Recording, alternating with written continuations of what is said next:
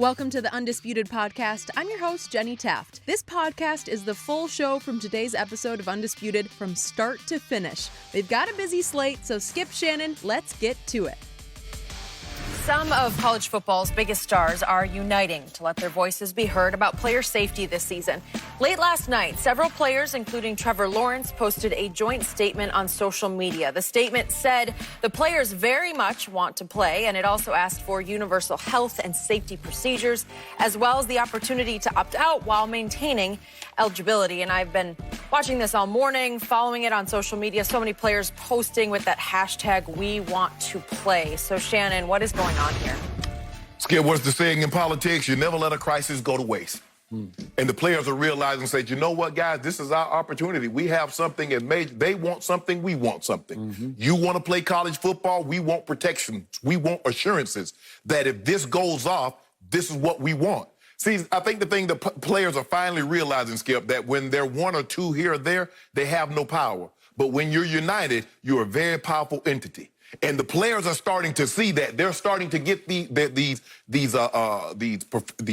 college chancellors and presidents and athletic directors. They're starting to get their attention. And they're saying, well, you know, you want college football, and it's a big money maker and everything, and we're not getting a big piece of the pie. Okay, we want this, and this. You willing to give that to us? Because that's what it's going to take. And the players should get some protection, Skip, because what we're starting to see now, we're starting to see that this COVID has an impact on your heart. Oh, wait a minute.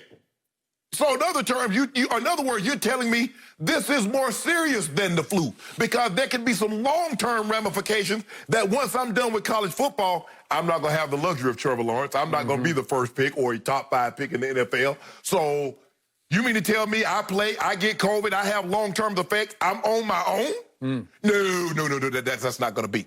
Skip, I want to see college football too. But like these players says, we want some assurances, we want some protections that we're going to be okay. We want protocols that are in place to make sure everything is okay. And these players saying, yes, we want to play, but I think they're united behind their cause, Skip. I think they sincerely feel like something could possibly go wrong, and they just want to make sure they're protected. And I believe the NCAA going to try and do as much as they can. But the NCAA is kind of leery of this, Skip, because what is this the first step of? Unionization. And the college don't want unionization because they got a situation going on now, I think in Washington State, where the coach told the players don't report. Colorado State, might be Colorado State. No, Washington State. In Washington State, where he said don't report it and don't say anything about it, and they're getting in trouble about that now. So the players are saying, this is what we want. If you want this, give us. It's called a bartering system, Skip. Quit, I guess another word, Skip, it's a quid pro quo. What for what? You do things for me, I do things for you.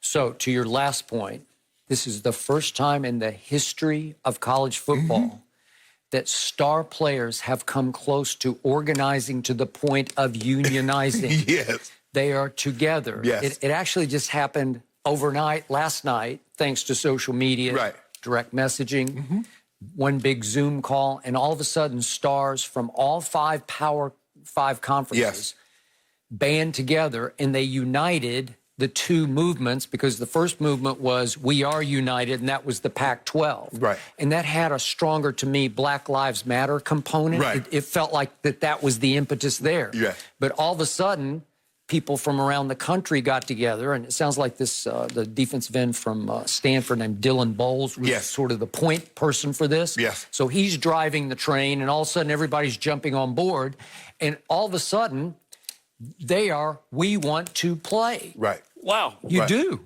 So now we're hearing that the Power 5 ADs and presidents are, as we speak, considering canceling fall football, moving it back to the spring. Right.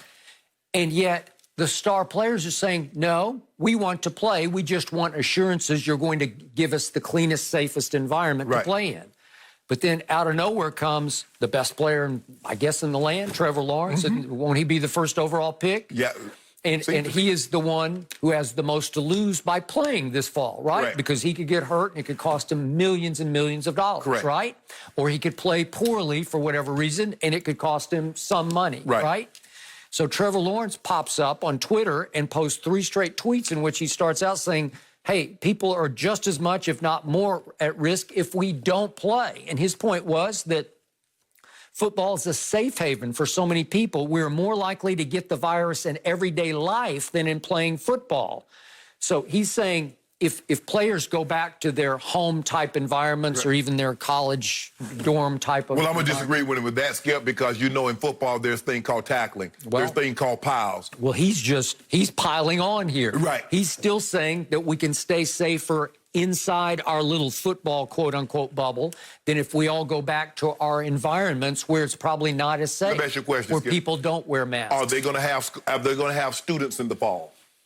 So you got 75,000 students, and you believe that's going to be safe. Because what's happening, Skip, is that these medical boards that are advising these presidents and ADs are saying, guys, hold up, wait a second. Because what we're starting to see is long-term ramifications I got it. on the heart. And do you want to be responsible for up to 6? Because I think I read, Skip, the Pac-12, they want 6 years of assurances. So basically, you want health care for 6 years, or do you want to be responsible for a guy 6 years after he's done with the university and he provides us no longer a service? And so they're like, and these ADs like, hold on. Ooh, that's so to your point, I'm starting to think that the Power 5 ADs and presidents are thinking, let's stop football in the fall and push it back to spring, in part, just in part, to break the quote-unquote union. Like they want to break the organizing effort of the players. Let's push it back because this is too threatening to us.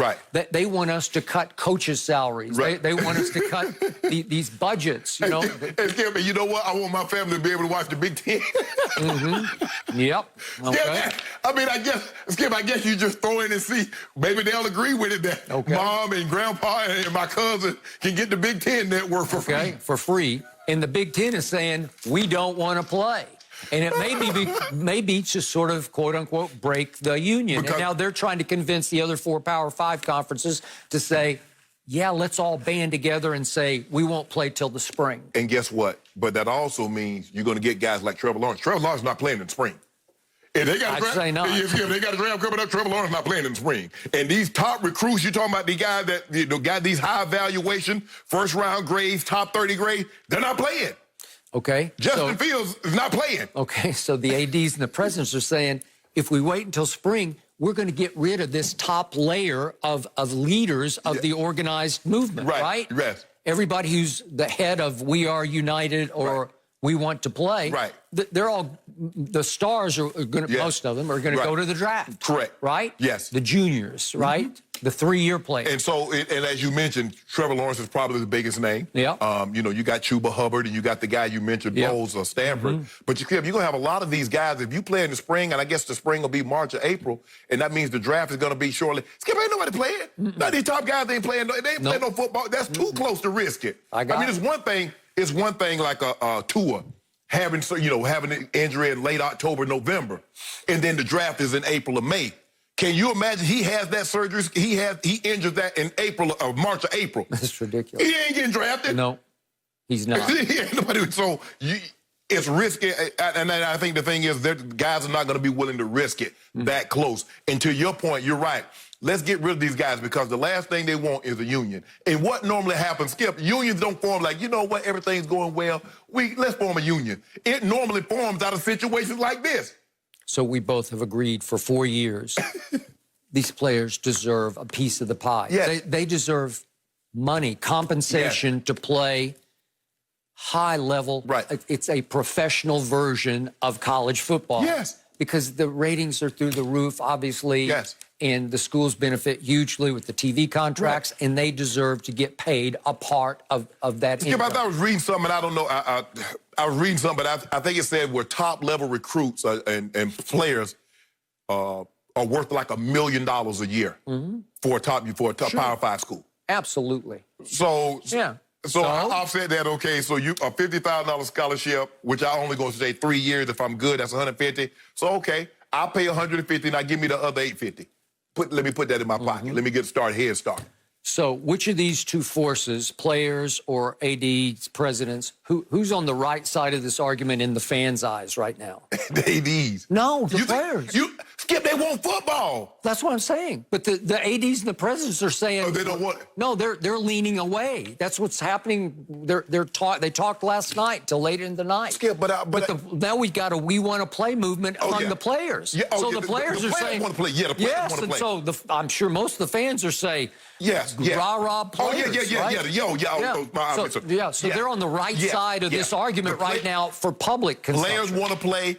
Fans want to see the play. Skip, the governor of Mississippi just mandated masks. And you know why he did it? He said, I want college football in the... Thank you. But see, if you had done that in the beginning, what you want now, had you done that in April, May, and June, guess what we be seeing, Skip? Now, all of a sudden, Skip, you cannot close the barn when the cattle have already left. How you close the gate when the cattle out? You might well lead over and try to get them back in now. This is what you should have been thinking about. See, everybody, man, now, everybody that we see on social media, with my civil liberties. You got your civil liberties, but you might not be seeing college football in this fall. Now what? Good question. This one is so hard for me because it's obviously close to me. I cover college football, and I've been thinking about the stress it's caused me, thinking about the season and what we've discussed. Think about the athletes, right? I mean, these are their livelihoods. This is their future, and we want safety, but we need to work together because it feels rushed right now that it's August 10th, and we're trying to come up with a solution, and we have to work together, but I'm glad the athletes And the MAC already canceled football. Exactly. We have to come up with a solution that works for everyone at this point because it feels like we're not getting anywhere by just arguing about the situation. We're going to have to continue to follow this one. No mercy. After Damian Lillard missed 2 late free throws to take the lead against the Clippers on Saturday, Paul George and Patrick Beverly waved goodbye to the Blazers and mocked Lillard's Dame Time celebration. After the game, Lillard said Paul George is someone he sent home last year, and he said George only reacted that way because he was surprised. Paul George responded to that on Instagram, saying, quote, "And you getting sent home this year," followed by a laughing emoji. Patrick Beverly also chimed in saying, "Cancun on 3," also followed by the laughing emoji. And Lillard fired back with, "Keep switching teams. Running from the grind. You boys are chumps." Fox Sports NBA analyst Chris Broussard now joining us. There is a lot there. Chris, what do you make of this whole back and forth? Well, first of all, I think Paul and Pat ought to be hoping that Dame's not in the lab cooking up a diss track because he might come hard and diss them both on record. But I agree with Damian. I think Damian is right on both counts. I think, number one, the only reason that Beverly and Paul George reacted the way they did is because he has burned both of them. I think if that's Gary Trent Jr. up there on the foul line and he misses those 2, I don't really think that they react that way. Maybe even if it's Carmelo Anthony, I'm not sure they overreact, and Beverly was just so demonstrative with it. But Damian has this reputation as being a clutch player, and those 2 have really felt the wrath personally as he's hit shots in their faces. So I think that was a part of it. And then secondly, I thought Damian won the social media battle. I think it is hard for a role player to win a social media battle with a star. Like when you're on the court playing, I think you can talk to whoever you want, right? Because you're guarding them, you're trying to get in their head or whatever it may be. But off the court, I mean, Dame could have just said, "Look, Pat, go take your 8 points a game and sit down somewhere." And then it's over. I'm a star. You're a role player. If the Clippers don't go to Cancun, right, if they win the championship, as important as Patrick Beverly is to the team, he's not the major reason. It's Kawhi and Paul George. So Damian drives the bus for his team. Patrick is a passenger. So I think it's hard for him to talk trash to Dame Lillard. And then Paul George, look, I think that Dame pulled the ultimate trump card. While I don't disparage guys for jumping teams, whether it was LeBron, KD, George, the fact is Dame is saying, look, I'm hard enough. I'm tough enough. I have enough belief in myself to stay put. I'm not going to join somebody else. I don't need to go join a big brother. I don't need to go find a big brother like Paul George. He's implying George did. And George is a second guy to Russ and now to Kawhi. So I think that that's the ultimate trump card. Now, Dame probably never will win a championship, but he at least can stand on his throne and saying, look, I didn't run. I didn't go chase rings. I tried to fight it out where I'm at. Yeah, and I agree with you, Chris. I agree with a lot of what you said because Patrick Beverly, I use the analogy, Patrick Beverly, there's 4 guys in the car, Pat Bev in the back seat, and he the one hollering out the window trying to get at the girl. Bro, hold on. You ain't the driver, you not in the passenger seat. Chill out. But Skip, what started this, if you remember early in the game, Dame Lillard hit a 3. He looked to the bench and told Pat Bev, I want you out here. I want you out here. He did. And that's what kind of got Pat Bev started. But when you look at Dame, Dame has been consistent. He is adamant about joining a super team. Now, Kevin Garnett was like that also. He spent his first, 12 years, I think, in Minnesota before he finally came to his senses and realized, you know what? I got no chance of winning here. Let me go win. And so maybe down the line, Dame will change his mind. But right now, Dame has been very adamant. He's not about joining a super team. But when you look at Dame Lillard, he's a superstar. Chris, I don't know where you have him, but I believe he's a top 10 player. He's in my top 10 for what it's worth because he's big time. He can take and make big shots. He can get to the basket. He's a great free throw shooter, and I'm surprised, like everybody else, that he missed those 2 free throws considering he's in the high percentiles, in the 80 percentile, top 80. I think 88 career free throw. 89. Yeah, 88% free throw shooter. But, Skip, if you look at what he did last year against OKC, he averaged 33. He hit the game-winning 3 to get to 50 against one of the premier wing defenders in all of basketball. Paul George took him every game, and he lit him up for 33. The game that they lost, the series that they lost to Golden State in the Western Conference Finals, Dame was 28-12. I don't know if that's good or not, but 28-12 sounds pretty good to me. But at the end of the day, he missed it. But he bounced back in grand fashion now.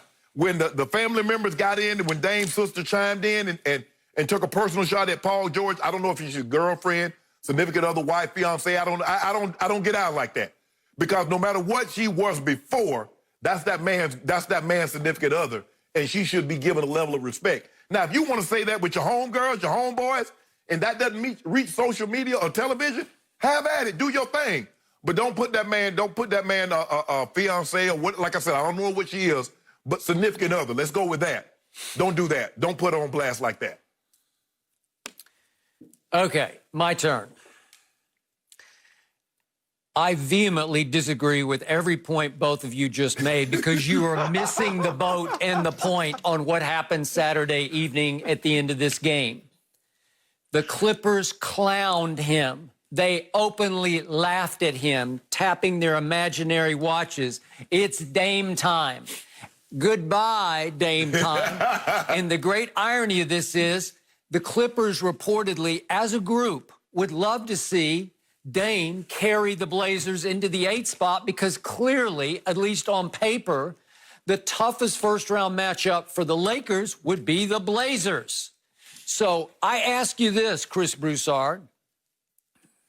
If that had been Kevin Durant missing those 2 free throws, do you think Pat Bev would have clowned him and made fun of him from the bench? No, because he's Kevin freaking Durant. He's a 2-time back-to-back MVP of the finals. Would they have done that to LeBron James? We know he misses late free throws pretty regularly. What if he'd missed those free throws? Would they have clowned him? Would they have laughed at him? No, he's LeBron James, a 3-time champ and a 3-time finals MVP.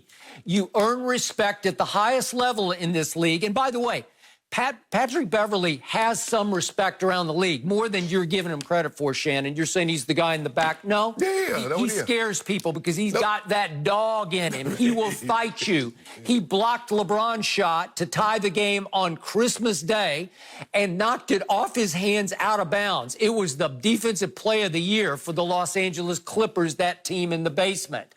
So all of a sudden we hear Dame right after the game. He's talking about, well, that was actually a sign of respect. No, it wasn't a sign of respect, and they continued on social media, and then you fired back, and you can say, well, he got the best of them. He had to call them chumps to get the best of them. Well, did he lie? Huh? Did he lie about Paul George? Chump? Being Chump? Did he lie about Paul George being Robin in 2 different films? You know what I'm saying, Chris Broussard? That's right. He was Robin in right. OKC, and he goes to the Clippers and become Robin. Well, I'm still wondering, is Damian Lillard Robin? Man, At heart, is he a Robin? I'm going to ask it again. Is he really that guy? Is he really as clutch as you guys say he is? Because in the biggest moments, the biggest games, I don't see it. And I keep waiting. I've even mentioned him. Just show me. Show me and shut me up. But all I know is he had 4 chances against a Golden State team last year that was without Kevin Durant. 4 times they went to the fourth quarter with winnable games. The first 2 at Oracle, they were down 1 after the fourth quarter of game 1, and they were tied going to the third quarter of game 2.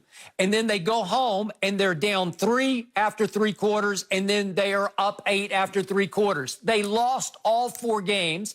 The last one went to overtime because Damian Lillard went in those fourth quarters in that one overtime, a combined 8 for 26. That's 31% from the field, and 5 of 17 from 3. That's a grand total of 29%.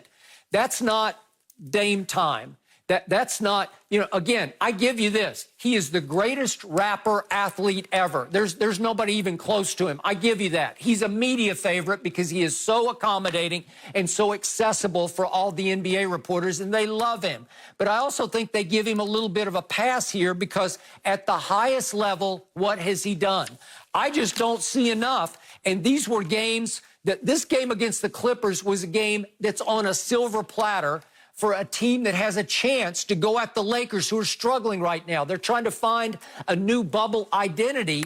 They are vulnerable, and yet that was a driver's seat game. You have to close the deal against Clippers, who don't have Kawhi Leonard. He's sitting that game. And Paul George doesn't play down the stretch of the fourth quarter. It's 5 backups on the court at the end, and Damian misses 2 free throws, which happens occasionally, and he's a very good free throw shooter. But this was money time. This was Dame time. Then he misses the tying 3, and that's what had happened against Boston in an early bubble game in which they were up 1 with 1:57 left, and look at what Damian did down the stretch, like nothing. He missed the tying 3 with 53 seconds left. These are games where you say, this is mine. We're in the driver's seat. We're now in the catbird seat because we don't want to have to play Memphis twice have to beat them twice to get to the 8th seed. And now it looks like that might have to be the way in. Chris, before you go, this seems, let's see, you don't play Kawhi at all. You rest Paul George the entire fourth quarter. In the words of Skip Bayless, it seems very sabotagey to me.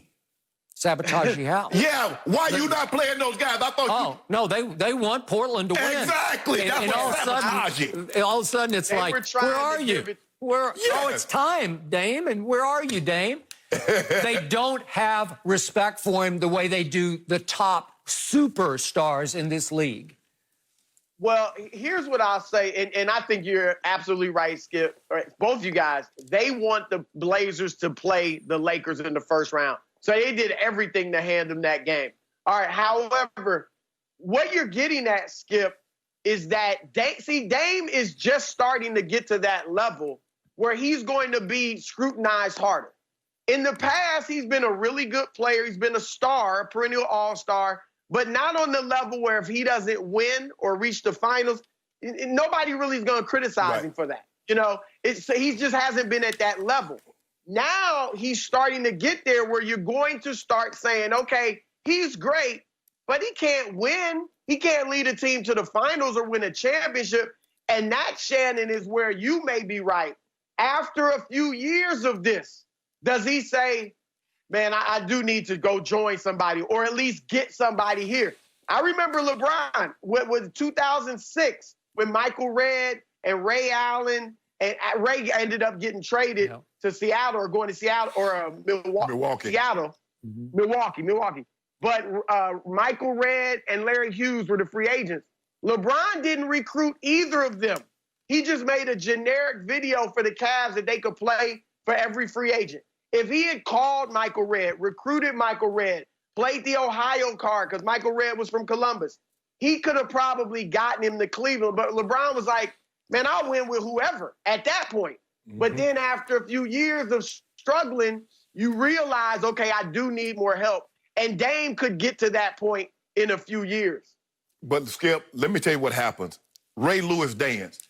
when we played with the Ravens, every team that got into the end zone, guess what that guy did? Raised their hand. And they were all losing to Baltimore. They were losing. But see, that was my thing, Skip. Okay. That is a sign of respect. If you got a dance, if you got a signature, something that you do, you let somebody hit a shot, you let someone do something, they're going to do your dance.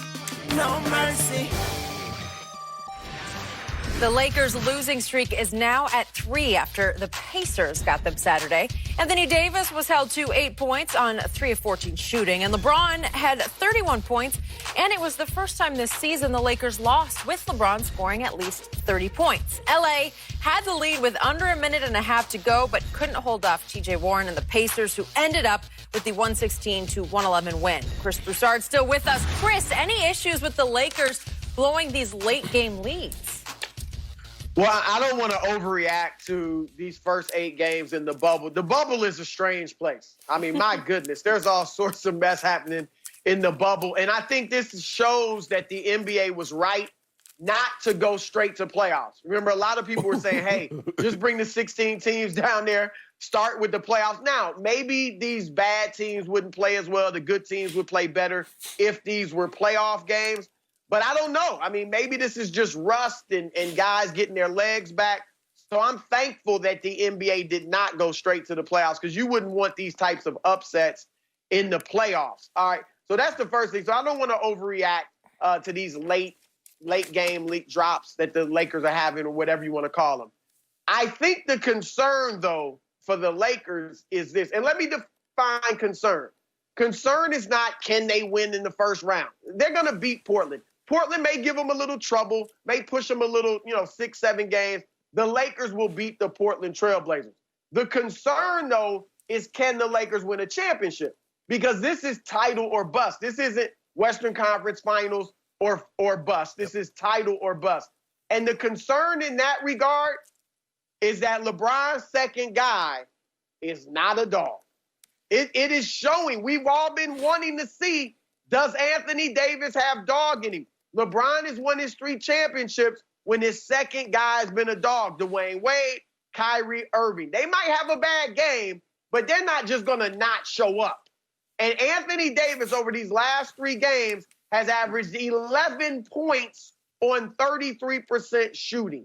He's only taking 11 shots a game. Skip, you mention all the time he's a great free throw shooter. He gets to the line. He's averaged 5 free throw attempts a game in these last 3. And one of the ways, look at all these highlights. Where are they taking place? On the perimeter. A dog would say, you know what, my shot is off. Let me go on the block. Let me get a few easy buckets. Let me punish somebody down low. And when you play down low, you also can draw fouls on your opponent. So it's a double whammy for the defensive team. And AD is doing none of that. Now, I will look at Frank Vogel and the coaching staff as well and say, why do you have this guy playing like he thinks he's Kevin Durant? Put him down low more so he can be a beast down low. He's not a terrific perimeter player. He's a good one, but he needs to play down low more. So I think that's a concern for the Lakers, because LeBron is going to need some more help from AD, specifically against the Clippers. Well, my concern was the last 6 possessions that the Pacers had, they scored points. And that's unacceptable. For whatever reason, they could not stop TJ Warren. He had the long 3, and everything he wanted he was able to get. But they let him get to a rhythm early, and he was basically unguardable. And he's been unguardable since he's been in the bubble. But as you mentioned, Anthony Davis is settling. Because when you go from averaging 14 free throws a game to averaging 5, it's telling me that you're not putting the ball on the floor and you're not getting to the rim and you're not drawing contact. They'll give you that. They'll give you step-back threes. They'll give you fall-away 20-footers. They'll give you as much as that if you can stomach. But I think a lot of that has to do with also that he's playing with another big. It is kind of hard for him to get on the block, and so basically they're going to have to tell JaVale, or if he's playing with Dwight, to get away. Or you might have to just go small. But the advantage that they have, Chris and Skip, is that they do have 2 bigs. And they're one of the few teams that have a 6'10" and a 7-footer, or they can go 2 6'10s with Dwight and AD. But AD hadn't played well. They can't go very far. Yeah, they might get past the first round, but they won't get past the first round if he's averaging 11 points a game. That's not happening. He and LeBron needs to average what they normally do, which is about 50, a little over 50 points a game. And probably they might need to kick that up to 55 to 60. Because like you said, Chris, this is not about the number 1 seed. This is not about coming out of the West. This is about winning a title. If you don't win a title, Lakers season was unsuccessful. It is as simple as that. No other way sugarcoated about it, and I don't make excuses for it. I want a title. But LeBron James and AD hadn't played well together, Chris, since they've been in the bubble. That's another thing that I'm like, hold on, wait a minute. One of you play well here, and the next one play well the next game. Y'all gonna have to put some of these things together.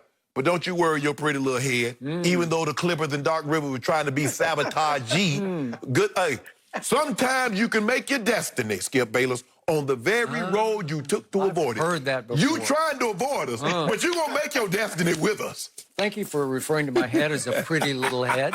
Thank you. I'll accept that compliment. I thought he was talking about me. Yeah. So, Chris Broussard, before I unleash on this, quick question. You say that the Trailblazers might cause the Lakers a little bit of a problem, maybe 6 or 7 games. That's like a lot of problems. 7's a lot of problems. Just for the record. I got to go in 6. Okay. Now, my turn. I sat watching Shannon's team on Saturday evening here in Los Angeles, and I'm just shaking my head over, what are you guys doing? Because with 3:32 left in the game, LeBron drove it, and for the 8th time in the game, he scored it right at the rim. When LeBron James decides to bulldoze or freight train, I still say there's just nobody. Maybe the 2 Clippers can sort of bother him a little bit, but there's really nobody that can keep him from the rim or from the free throw line. Now, he's having another, I guess, off night at the free throw line. He's still trying to find a new hesitation routine. He was 3 of 6 at that point from the free throw line. So maybe he's saying down the stretch, I'm not the guy who belongs at the line. But down the stretch, he did next to nothing. And he began to, again, pass the basketball, to distribute the basketball to shooters. But I'm thinking, okay, you got Quinn Cook on the court, who's played next to none in the bubble. But LeBron did say way back in November, he's as good a catch-and-shoot guy as there is in the league. And I agree. He is clutch. He's made a lot of big shots, especially for Golden State, where you say, okay, maybe Vogel's trying to push a new button just to get ready for the playoffs. And I agree with Chris. The momentum, I mean, the motivation for these games is low because obviously they've already clinched. But it's crucial that you find a winning closing formula. I thought it would be Kyle Kuzma, but he was having a very off night, 3 for 14 and 1 for 4 from 3. So they cut him out of the closing equation. So let's see quickly the tape of the shots that the Lakers took down the stretch after they were ahead by 3 with 3:32 left. And if we could see it, here's LeBron. And who's going to go first? Well, let's try Little Quinn. This is a good shot. Nice pass by LeBron. And he'd made 5 of 7 threes at that point, and he missed that one. So here we go again. Who's next? Who's next? Well, maybe that guy with that dog in him, or maybe he doesn't. There he is. He drifted all the way to the short corner, and he missed a 3. But that's Anthony Davis at 6'10". So LeBron says, okay, we've tried that. Let's try this. Attack, LeBron. Just attack. Go ahead and attack. No, it's not there. So I'll shoot a fall away, and I'll miss everything. I'll shoot an air ball. But guess what? My big guy is underneath, and he catches it. Look what I found and put him back up 1. So here we go again. Now you still got a chance. You're still in the game. And let's go to AD again on the perimeter. To your point, Chris, he misses another 3. Now we got one last chance. One last chance before this game gets completely away. Let's try the little man QC again from the top. Pretty good look, and he missed it. So that's all the shots that you had. Then they go down the other end. Oladipo, LeBron made a late 3, but Oladipo made a couple free throws and game over. And I agree, T.J. Warren was extraordinary down the stretch, scoring. Both of them were. All of them were. They were all just scoring at will. Yep. But my point, Chris, is if LeBron has scored 31 points up to the 3.5-minute mark, why wouldn't he say, it's my turn, it's my time, it's my night to close this deal? I don't know why not, because he is the driving force of this team, literally the driving force, and he didn't drive it at all and try to get to the free throw line. I don't know. And where's Anthony Davis, to your point? He's shooting distant three-point shots at 6'10" when nobody can really deal with him in and around the lane. So your formula for closing is still way up in the air, and now the Lakers are the worst shooting team in the bubble and the worst scoring team in the bubble, and that is bubble trouble. Well, here's what I say about LeBron, Skip. If you notice against the Clippers, that was a big game, right? He was there in the fourth. He had kind of coasted through the first three quarters, then got aggressive in the fourth when it was a game that they needed to win. LeBron is great enough and smart enough to know, look, this game doesn't matter against Indiana. They've already locked up the #1 seed. All those highlights you showed, I thought that was great because I think that showed LeBron, he's trying to get Quinn Cook some chops, some clutch chops. He's going to need Quinn Cook in the playoffs, so I think he's trying to get him and the other players used to doing it in the fourth quarter, late in games. If this had been the Clippers, if this had been a big game that they needed, I think you would have seen LeBron driving and being more aggressive and not worrying about getting the other guy's shot. So I think that's why LeBron kind of didn't shoot as much, played more of the facilitator role late to see if these guys can hit shots and get ready for the playoffs. So, Chris, who's the closer for the Los Angeles Lakers? It's got to be LeBron. It is LeBron. Okay. So AD's not, I mean, that's been the case and that's, again, I thought they should have tried to work AD more during the season as the fourth quarter guy. But at this point, it's got to be LeBron. Now, he's going to make plays. Remember, he's not going to be Michael Jordan or Kobe Bryant where he shoots it most of the time. He may shoot it most of the time, but he'll also look for ways to facilitate and get guys open looks. So, but he's got to be the closer. But Chris, he can't get them any better looks than what he got Quinn Cook and what he got AD. I'm talking about uncontested threes. Guys were 3 and 4 feet away from him. They just got to knock those shots down. But the thing is that you look at all the guys that's going crazy in the bubble. You look at Greg Trent Jr. and T.J. Warren, and you look at Austin Rivers had a monster night, Michael Porter. None of those guys have the expectations as the players from the Lakers because the Lakers are all about championships, and nobody's really expecting those teams to win the title. So the expectations, and that's what we talk about a lot, Skip, when we talk about football. Expectations. It's one thing to hit a shot in the first and second quarter, but in the third and fourth quarter, in playoff basketball, can you still make those shots? That's what the really great guys can do on a consistent basis. So, Shannon Sharpe, with the game on the line, would you rather see Quinn Cook or Anthony Davis shooting a three or LeBron attacking the basket? I want LeBron to attack the basket, but if it's closed off, I want him to trust. I want him to trust. We trust. That's what we do. Or pass the blame. There you see. There you go. See. There you go. See. I do see. He was leading up to something. You already know, Chris. He always got something. No mercy. Tonight, NL East contenders face off on FS1. Freddie Freeman and the Braves take on Bryce Harper and the Phillies. The action begins at 6 Eastern on FS1 and the Fox Sports app. All right, guys. Dak Prescott's agent, Todd France, has mutually parted ways with his agency, CAA, after all 3 of France's NFL clients that were franchise tagged this offseason failed to get a deal done with their teams. At this point, we have not heard whether Dak will remain with France or stick with CAA as his representation moving forward. This is crazy to me. Shannon, how will this impact Dak's future with the Cowboys? I don't think it impacts it much unless Dak Prescott sever his ties with Todd France. Now, he could go with Tom Condon, who's also under CAA. Ben Dogra, he's also under CAA. So, Skip, this is unconcerning to me unless Dak Prescott severs his ties with Todd France. But if he severs his ties with Todd France, Skip, he's not going to get some willy-nilly guy. Yeah. There's Jimmy Sexton, there's Joel Siegel, there's Buzz Cook. He's still going to get a heavy hitter. That's true. So if Cowboys, you think just because Todd France and CAA party ways, now you're going to get Dak picking up some shade tree agent? That's not happening. So, Skip, you know how this thing works, Skip. You going to get in a situation like this. For me, if I'm in, do something, Lord forbid, Skip, you don't get a criminal attorney, you going to get your homeboy or you going to go get you a heavy hitter? You're going to get you a heavy hitter.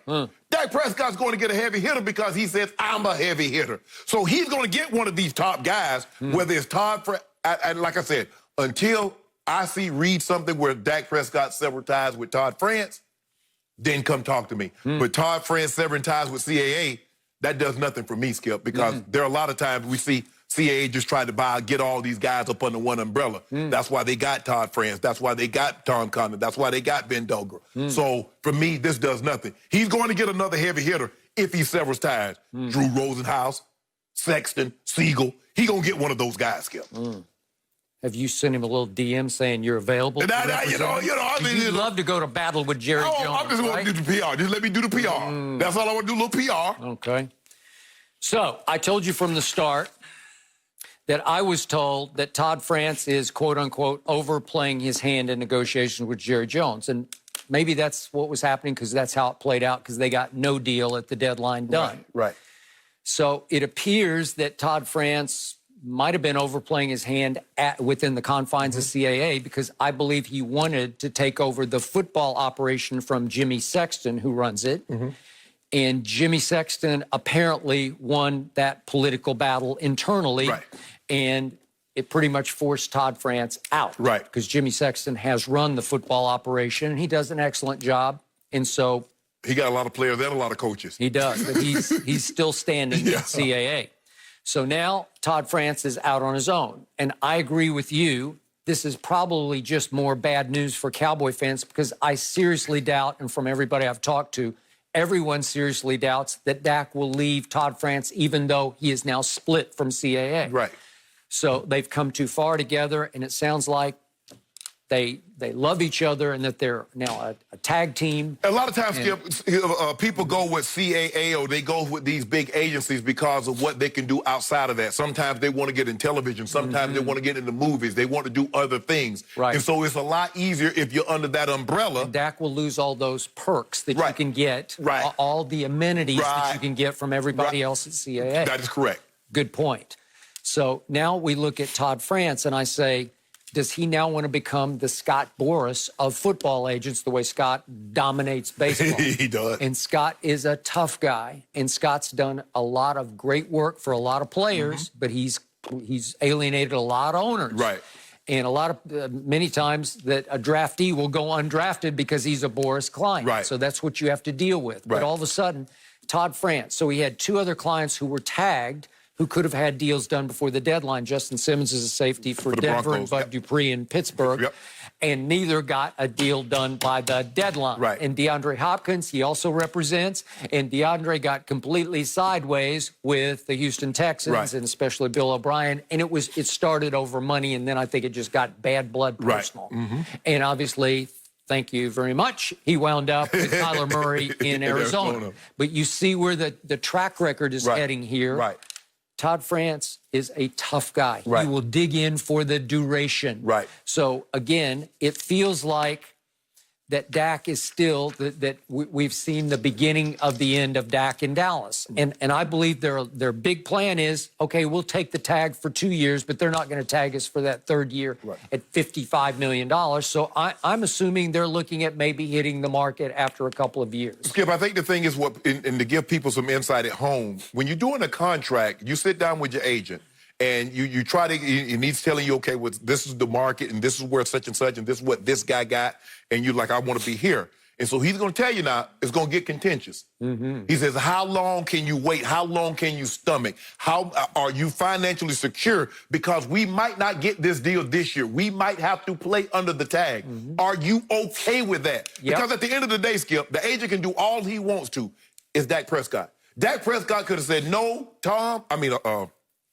excuse me, Todd. No, Todd, let's get this deal. The deal that they're offering, let's take it. Dak could have done that. And Todd France would have said, Jerry, we got a deal. But Dak didn't do that. And so I think people need to understand at the end of the day, it's like a financial advisor, Skip.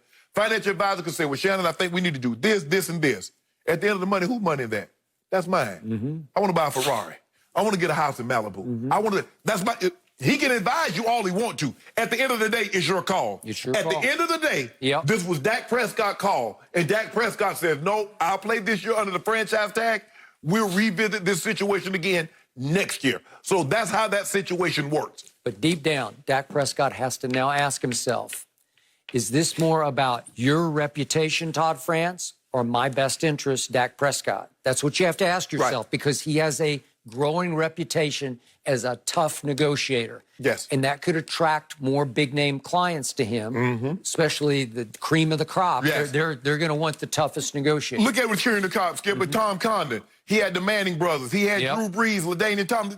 And that's what you get, because those guys want someone that's not going to bow down, that's not going to back down. Well, that is a really good deal now. That's top notch. They don't normally go there.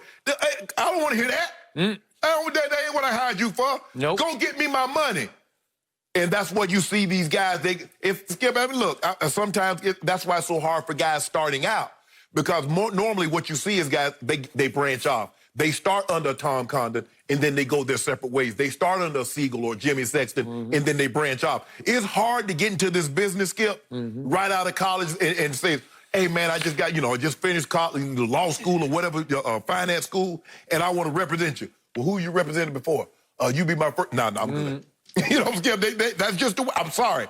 That's the way it is. It's hard to crack into this business. Now, once you get into this business, do some good work, guys will flow towards you. But I don't see him leaving Todd France. And if he does leave Todd France, he's going to get another heavyweight. He's not going to get Jerry, you get no breaks. So if you think he's going to go back and get someone, there's a reason why he went to Todd France to begin with. Like I said, CAA gets to provide an umbrella, Skip, that's unique from saying an individual agent. Because, they got a lot of movie stars. They heavy into the TV. They heavy into the radio. They heavy into these these products. Yep. So that's what they can provide more so than an agent that's on his own. And so maybe Dak wants to stay up under that umbrella. Maybe Dak wants to do TV. Maybe Dak wants to do radio or maybe movies or something like that. They can provide that. So, but even if he stays with CAA, look at what he's got, Skip. Tom Condon ain't bull jiving. Dunker's not bull jiving. Jimmy Sexton, Jimmy Sexton. He got a lot of coaches. I bet you 20 of the top 35 coaches. Not just in the NFL, he got college coaches too. So speaking of umbrellas, Dak Prescott is playing under the greatest umbrella in the world. It's called the America's Team umbrella. and all of the subsidiary benefits that you get under that umbrella are staggering to me in national endorsements and in speaking appearance fees and all of the above. Just everything, it trickles down to you. Golden nuggets trickle all down to you, and you can make so much more being the quarterback of America's team than the quarterback of the Bengals. Skip, but at the end of the day, you know what? You would know Dwayne Johnson. And he's like, hold on. He goes to a movie studio and they say, Dwayne, we want you to do this movie. But you just bought the XFL. You producing this show. And wait a minute. That ain't got nothing to do with you. Now, you want me to do this film. This is what it's going to cost. Dak Prescott told Jerry and Stephen Jones, don't you worry about how many endorsements I got. Don't you worry about what I'm doing. I'm the quarterback of this team. Pay me accordingly. They offered him a very fair deal. That ain't enough. Very fair deal. Ain't enough. No mercy. James Harden had plenty of help last night with Russell Westbrook missing his second game in a row due to a bruised leg. Austin Rivers came off the bench to score a career-high 41 points for Houston in their 17-point win over the Kings. Rivers did it on 16 of 20 shooting that included 6 threes. Shannon, how much stock do you put in Rivers' performance? Well, it was a great performance, Skip. I mean, to get a 40-piece coming off the bench, and that was a career high for him. But he's filling in Westbrook's role. So I don't see a scenario where he has that kind of performance again when Russ gets back or when Eric Gordon returns, because his shots are going to be limited because it goes Harden, Russ, Gordon, and then it fills out from there. So it was an all-time great performance. I mean, he had it going last night. I mean, a lot of them had it going. And that's what they do. They play that small ball, Skip, and, they get cooking from the three-point line. They're going to be tough to beat. They put a lot of pressure on you. And no lead is safe because they can hit 3 or 4 threes in a row, and a 15-point game is now 6 points. And so but he's one of these guys that's breaking out kind of like a T.J. Warren, Skip. And I look, I know T.J. Warren was, I think, 14th pick in the draft. He was ACC Player of the Year. But hell, Jerry Dudley was ACC Player of the Year. He was. And so Skip, they did. But you didn't see that. Skip, and I remember him a little bit from Phoenix, the Suns, and he played well. But he popped up on my radar this year when him and Jimmy Butler got into it. And it had nothing to do about him dropping some points for whatever. And guess what? They play today. So it's going to be very interesting to see how that turns out. Yep. There don't seem to be no love lost between those two guys. But, Skip, something is going on in this bubble where you see a T.J. Warren, a Michael Porter Jr., a Gary Trent Jr., and Doc's son, Austin. Maybe it's because there is no crowd noise.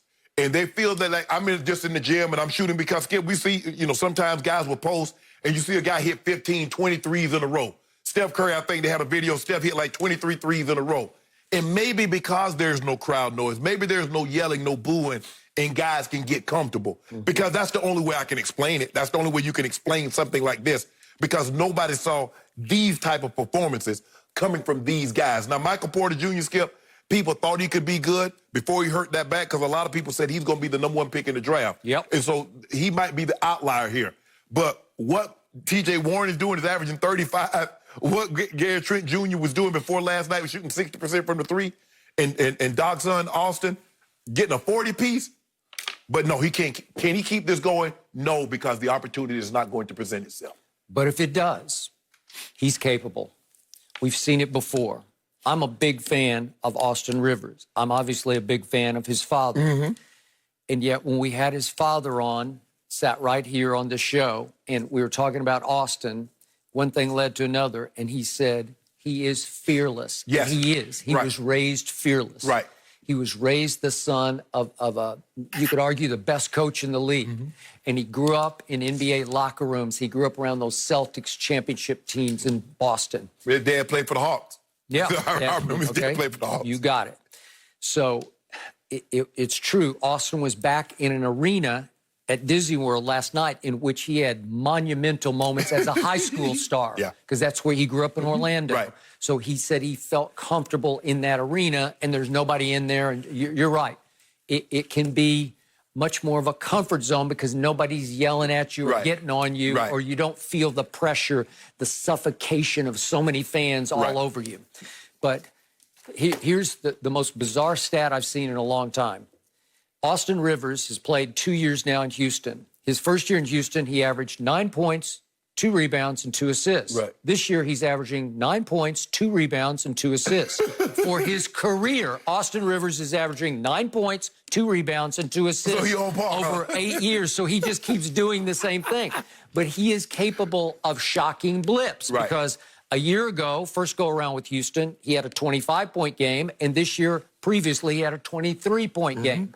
And I can personally attest that back in 2015, when he played for his dad and the Clippers, he killed my Spurs in the first round where they blew a late game at the end of the year to fall back into a seat where they had to play the Clippers in the first round. Chris Paul was extraordinary. That's the best I've ever seen him play, and he hit the shot of shots in Game 7 to knock them out. But a lot of the big shots were taken and made by Austin Rivers.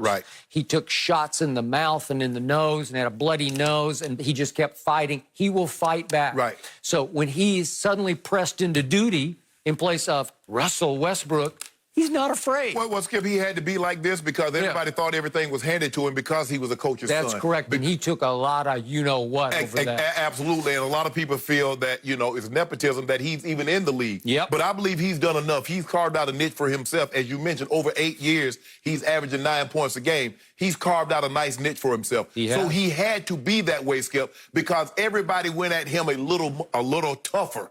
Because they wanted to see, oh, you're a coach's son. You got a silver spoon in your mouth. You're not that tough anyway. So he had to either step up or back down. And he says, well, I'm going to step up to the occasion. But, Skip, if you look at it, he played the most minutes. He's not going to get that opportunity. He's not going to be playing more minutes to Harden, more minutes to Russ. He got almost 34 minutes yesterday.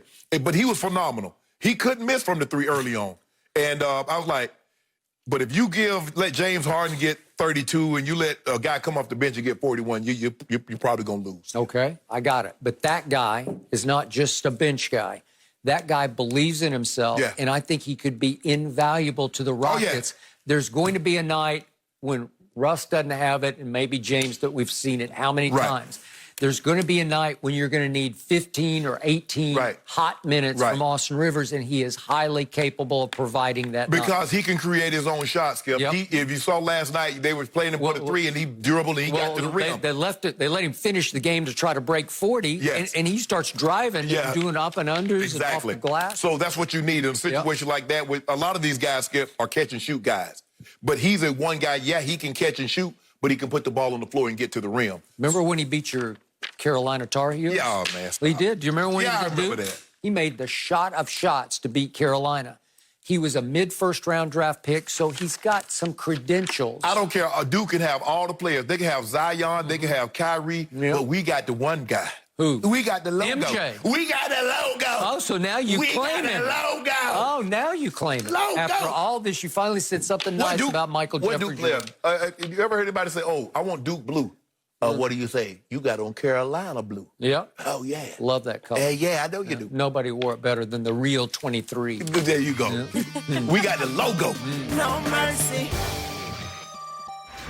Luka Dončić made the highlight rounds over the weekend after he made a late game between the legs pass to help clinch an overtime win against Giannis and the Bucks. Luka scored the last 7 points in regulation to force overtime and ended with 36 points, 14 rebounds, and a career-high 19 assists. How about that pass to him? Made it look easy. Shannon, how impressive was Luka? Say it with me, Skip. He's the closest thing we've seen to who? We're going to get struck. We're going to get struck. Oh, you're talking about Jokic. No. That's what Pop said. No. I would disagree. I will respectfully disagree with Pop. Skip, he's special. I've been telling you he's special, and he can do it all. He can pass. Skip, he's been a professional. You have to understand, he's been a professional for 6 years. I mean, so he 13, 14, his mom sends him away, and he plays against professionals. So this is not anything new to him. But he can do it all. And when you look at him, Skip, you're like, he ain't chiseled like LeBron. He ain't got ups like Vince Carter. You know, he don't have crossover and quicks like, Dame. Can't pat the rock like Kyrie. All he does, Skip, top 5 in scoring, top 5 in assists, top 15, 20 in rebounding. That's what he is, Skip. And you saw what he did? Gave it to offhand. Between the leg, bow right to Cleveland, boom, boom. Between his legs. Yeah. He's special, Skip. It's time for you to start acknowledging that. Really? And eventually, it's just a matter of time. It's inevitable. Webster defined inevitable, bound to occur, which that cannot be avoided. He's going to be an MVP. He's that good, Skip. He's the real deal. And you need to get a man his credit. You know what, Skip Bayless? If Luka Dončić was African-American, he'd be the rave of the NBA. Think so? No questions about it. I think he is the rave of the NBA. He's Caucasian. I'm sure looks Caucasian to me. He is. Yeah. And that's why he the Look at that face. And that's why he the next Larry Bird. Yeah. Next Larry. You can't put him in the same conversation with Larry Joe Bird. Larry Legend. You say he can do it all. And just real quick before I get to what I want to say. So of 149 qualified three-point shooters in the NBA, he ranks 141st. 141 out of 149. He's averaging 31.6% from three. In Saturday's game, he made 3 of 9. So that was actually a little above his average. That was 33.3. Okay. So that's what he is from there. And he's 86th of the qualified free throw shooters because he's only at 75%. What was he on Saturday? Little above LeBron. What was he Saturday? I was getting ready to tell you. Saturday was the best game I have seen Luka play as a pro in this country. Maybe I didn't watch him in the Euro Leagues, but best game I've seen him play because he really brought it home in the fourth quarter. That was an extraordinary fourth quarter. Yep. And I keep asking you, he's 34th in shots attempted in the fourth quarter, and for such a superstar, Larry Bird, that seems very low because he defers a lot. Yeah. He tries to get everybody else involved. Yep. Even LeBron is way above him in shots attempted in the fourth quarter. So I'm still waiting to see more, but I saw more against Milwaukee. But before I leave Milwaukee behind, are we sure about the Bucks? Every time I want to be in awe of the defensive demons who are the Bucks, I sit back and say, I just don't feel it and see it when I watch them play. And in this game, It was all Dallas all the time. Dallas just shredded them, and Luka was getting into the paint and to the rim kind of at will. Right.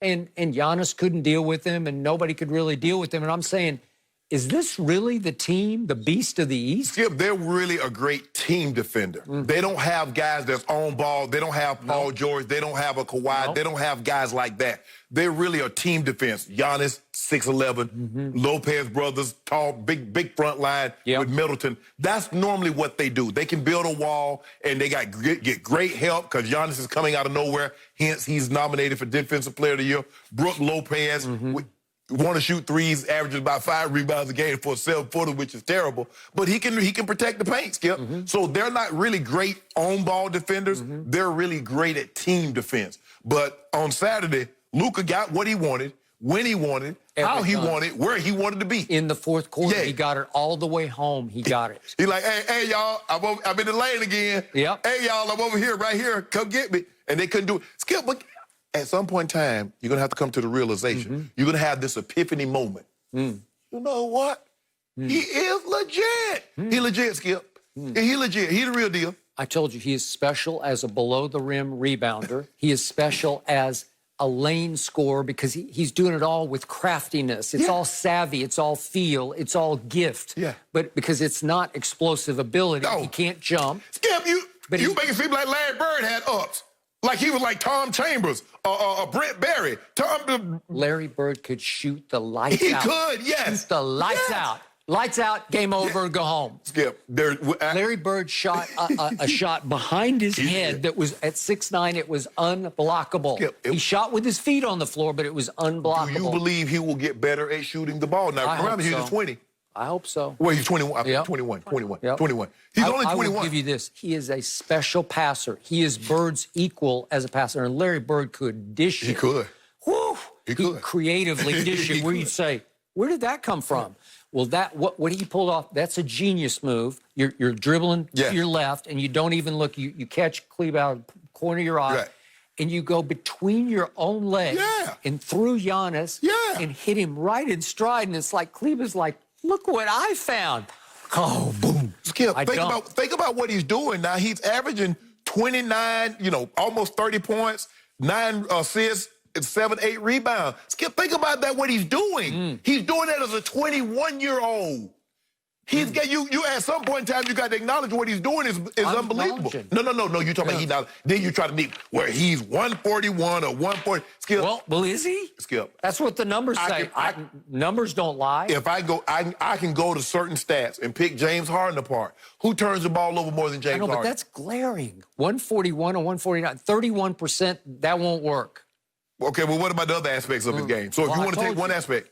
Passing, special. Well, Tom Brady. Rebounding, Tom special. Brady on 30-yard balls of 30 yards or more, he was dead last. You see what I'm saying? Don't put Luka in the same sentence with Tom Brady. It's not fair to Luka. No. All I'm saying is that what you do is that you nitpick. You find one little thing and you try to pull that out. But give that man credit. He is a below-average free throw shooter. So any sort of shot from any distance, free throw or three, no good. Hold on. High 75% below average. Larry Bird was a 90% free throw shooter. So don't tell me Larry Bird.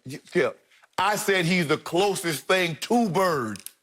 Well, then it's from here to Terre Haute. No, it ain't here to Terre. No, it's not. No, it's not. From here to French Lick. French Lick. Terre Haute is where he went to school. No mercy. Adrian Peterson is just over 4,000 yards away from Emmitt Smith's record, and the Washington running back thinks he has a shot at dethroning Smith as the all-time rushing leader. Peterson said he's hoping to play 4 more years and that his goal since entering the league has been to, quote, pass the GOAT. Shannon, what shot here do you give him? I don't give him much of a chance. That was Emmitt's passion. When I've known Emmitt, we came in together, Skip, and that's all he talked about was breaking Walter Payton's record. AP would need to average 1,035 yards for 4 more seasons. He's 35 years of age. And he's only missed 1 game over the last 2 years. He had 898, so he's 102 yards short of 1,000. Skip, that's going to be a tall task. So basically, he would need to rush for over 1,000. Have 3 great years or 4 years of 1,035. So he needs to have 1 season where he goes for 1,500, 1,600. And I don't believe he has that in him at this age. But it's Adrian Peterson, so you never know. That's my point. There's one man I don't slam the door on, and it's that man. Because if any man has the fortitude, the constitution, the weight room warrior drive to do this, this guy's got it and has always had it. But the last monster year he had was 2015 when he led the league in rushing and touches. And since then, he's been pretty good. But there have been 2 straight years when I thought, this will be the end of him. They'll cut him. Maybe, Skip, had he not had, remember, he was on that commissioner's exempt list. That helped. Maybe if he'd played that season, because he was still in his prime then, Skip. And he had another season, I think he hurt his knee where he missed about 12 or 13 games. He played 1 game in 2014 and 3 in 2016. So, Skip, now, he might have been on to something.